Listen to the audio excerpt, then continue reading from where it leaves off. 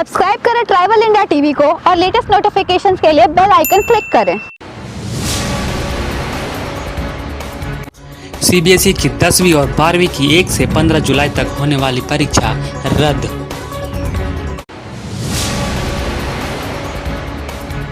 इस मामले को लेकर सुप्रीम कोर्ट में हुई सुनवाई।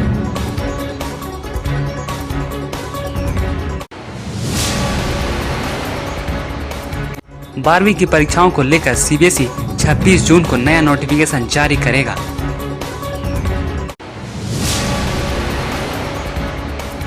झारखंड में निजी स्कूलों में फीस माफी को लेकर असमंजस खत्म।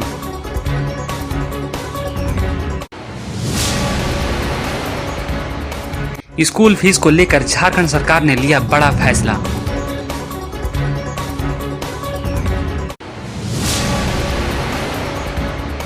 निजी स्कूल की 2 महीने ट्यूशन और 3 महीने की बस फीस माफ।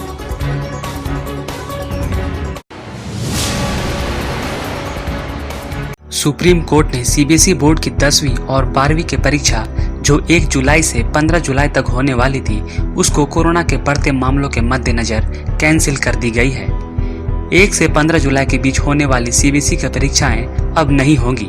सीबीएसई 10वीं की बची हुई परीक्षाएं नहीं लेगा, जबकि 12वीं के छात्रों को स्थितियां सुधरने पर परीक्षा देने या फिर पिछली 3 परीक्षाओं के आधार पर असेसमेंट का विकल्प देगा। सुप्रीम कोर्ट ने सीबीएसई के 10वीं और 12वीं की 1 से 15 जुलाई तक होने वाली परीक्षाएं रद्द कर दी है। बता दें कि 3 राज्यों ने कहा था कि प्रदेश में लगातार कोरोना के मामले बढ़ रहे हैं, जिसके चलते परीक्षाएं अभी नहीं कराई जा सकती है।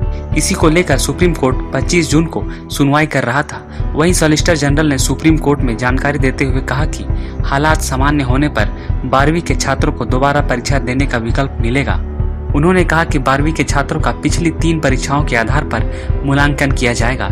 साथ ही कहा कि अभी कई स्कूलों में आइसोलेशन सेंटर चल रहे हैं। वहीं आईसीएसई बोर्ड ने न्यायालय को सूचित किया कि उसने भी 10वीं और 12वीं की कक्षा की परीक्षाओं को रद्द कर दिया है और फिर परीक्षा कराने का कोई विकल्प नहीं है। सुप्रीम कोर्ट ने केंद्र के कथन का संज्ञान लिया और सीबीएसई को नई अधिसूचना जारी करके कक्षा 12वीं के बोर्ड की परीक्षाओं का विवरण स्पष्ट करने का निर्देश दिया है। कोरोना संक्रमण के चलते स्थगित हुई सीबीएसई की शेष बची 10वीं और 12वीं बोर्ड की परीक्षाओं के आयोजन को लेकर बोर्ड ने अपनी स्थिति स्पष्ट कर दी है। सीबीएसई बोर्ड ने सुप्रीम कोर्ट से शेष बची 10वीं की परीक्षा नहीं कराने का फैसला किया है, जबकि 12वीं की परीक्षा के लिए छात्रों के पास परीक्षा देने और छोड़ने दोनों का ऑप्शन होगा। बोर्ड ने यह भी कहा कि अब 1 से 15 जुलाई के बीच परीक्षाओं का आयोजन नहीं किया जाएगा। 12वीं की परीक्षाओं को लेकर सीबीएसई 26 जून यानी शुक्रवार को नया नोटिफिकेशन जारी कर स्थिति स्पष्ट करेगा। वहीं आईसीएसई बोर्ड ने भी सीबीएसई बोर्ड की तरह अपनी शेष बची 10वीं और 12वीं की परीक्षा को रद्द कर दिया है। सॉलिसिटर जनरल तुषार मेहता ने बताया कि आईसीएसई बोर्ड ने 12वीं के बच्चों को बाद में परीक्षा देने जैसा कोई विकल्प नहीं देने का फैसला किया है। आईसीएसई बोर्ड ने यह भी कहा है कि कोर्ट द्वारा सीबीएसई बोर्ड को लेकर जो फैसला दिया जाएगा वो उसे भी मंजूर होगा। वहीं बात करें झारखंड की, तो झारखंड में स्कूल फीस विवाद को लेकर शिक्षा मंत्री जगन्नाथ महतो की अध्यक्षता में 9 जून को प्रोजेक्ट भवन में हुई बैठक में निजी स्कूलों के साथ ट्यूशन शुल्क को छोड़कर अन्य शुल्क नहीं लेने पर सहमति बनी थी। निर्णय हुआ था कि अभी निजी स्कूल 2 माह का सिर्फ ट्यूशन फीस लेंगे। साथ ही इसे लेकर विभाग द्वारा एक स्पष्ट आदेश जारी किया जाएगा। इसी के मद्देनजर स्कूल फीस को लेकर झारखंड सरकार ने एक बड़ा फैसला लिया है।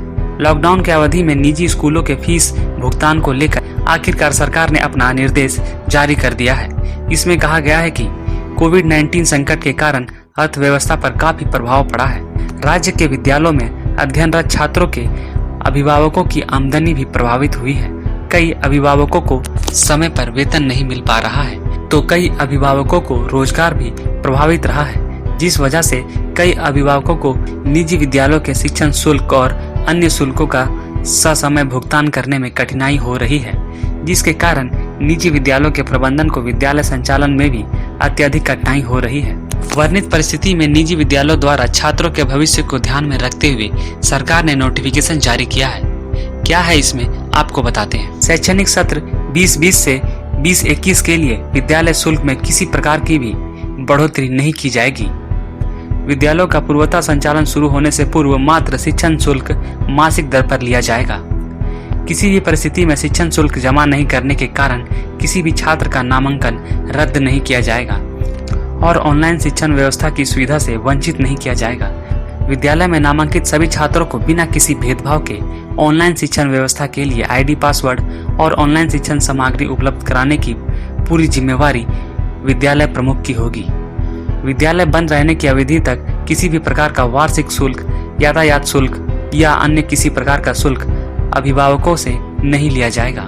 संबंधित शुल्क विद्यालय में पुनः शिक्षण कार्य प्रारंभ होने के पश्चात समानुपातिक आधार पर अभिभावकों से ली जा सकेगी। किसी भी परिस्थिति में अभिभावकों से विलंब शुल्क नहीं लिया जाएगा। विद्यालय में कार्यरत शिक्षक और शिक्षकेतर कर्मचारियों के वेतन में किसी भी प्रकार की कटौती या रोक नहीं लगाई जाएगी। विद्यालय प्रबंधन द्वारा शुल्क के लिए कोई नया मद सृजित कर अभिभावकों पर अतिरिक्त आर्थिक दबाव नहीं बनाया जाएगा। बता दें कि इन निर्देशों का अनुपालन नहीं करने की स्थिति में एफिलिएशन के लिए राज्य सरकार द्वारा निर्गत एनओसी रद्द या पुनर्विचार किया जाएगा और आवश्यकता अनुसार विधि सम्मत कार्रवाई की जाएगी। सारे खबरों से अपडेट रहने के लिए आप हमारे फेसबुक पेज को लाइक और फॉलो करना ना भूलें। साथ ही साथ आप हमारे यूट्यूब चैनल को सब्सक्राइब करें और आप हमें इंस्टाग्राम पे फॉलो भी कर सकते हैं। और भी खबरों से अपडेट रहने के लिए आप विजिट करें www.rivalindiatv.com।